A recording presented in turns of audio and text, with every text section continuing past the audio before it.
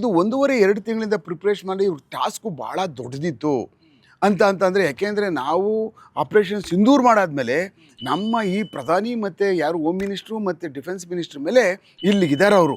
ಅಂದ್ರೆ ಇದು ಎಲ್ಲ ಸಂಘಟನೆಗಳು ಹೌದು ಪ್ರತೀಕಾರ ಹೌದೌದು. ಈ ಟೆರರಿಸ್ಟ್ಗಳು ಏನಾಗಿದ್ದಾರೆ ಅಂದರೆ ಏನಾದರೂ ಮಾಡಿ ಪ್ರತೀಕಾರ ಮಾಡ್ಕೋಬೇಕು. ಈಗ ಸಾಯಿಗೆ ಏನು ಬೇಕಾದ್ರೂ ರೆಡಿ ಮಾಡ್ಕೋಬೋದು. ನಾನು ಸಾಯಿಗೆ ತಯಾರಾಗಿದ್ದೀನಿ ಅಂದರೆ ಏನು ಬೇಕಾದ್ರೂ ಮಾಡ್ಬೋದಲ್ಲ ಒಬ್ಬ ಮನುಷ್ಯ.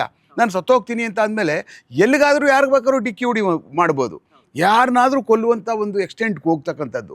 ಆ ಕಾರಣಕ್ಕೋಸ್ಕರನೇ ಆತ್ಮಾಹುತಿಯಾಗಿ ಪರಿವರ್ತನೆ ಆಗಿದ್ದಾರೆ ಇಂಥವ್ರು ಇದ್ದಾರೆ ಅಂದಾಗ ನಾವು ಅತ್ಯಂತ ಅವ್ರ ಬೇಗ ಭಾಳ ಏನು ಫರೀದಾಬಾದಲ್ಲಿ ಭಾಳ ಬೇಗ ಹಿಡ್ದಿರ್ತಕ್ಕಂಥದ್ದು.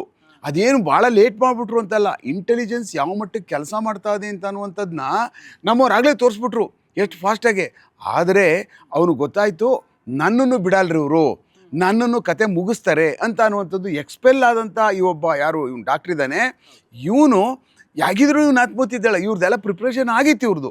ಇನ್ನು ಯಾಗಿದ್ರು ನನ್ನನ್ನು ಬಿಡಲ್ಲ, ನನ್ನ ಕತೆ ಮುಗಿಸ್ತಾರೆ ಅನ್ನುವಂಥದ್ದು ಗೊತ್ತಾಗಿ ಏನಾದರೂ ಡ್ಯಾಮೇಜ್ ಮಾಡೋಣ ಒಂದು ಅಟ್ಲೀಸ್ಟ್. ಯಾಕೆ ಅಂತಂದರೆ ಅವ್ರು ಆಗಲೇ 2000 ಇಸ್ವಿನಲ್ಲಿ ಕೆಂಪುಕೋಟೆ ಮುಂದೆಗಡೆ ಬಾಂಬ್ ಹಾಕಿದ್ದವ್ರು ಇವರು.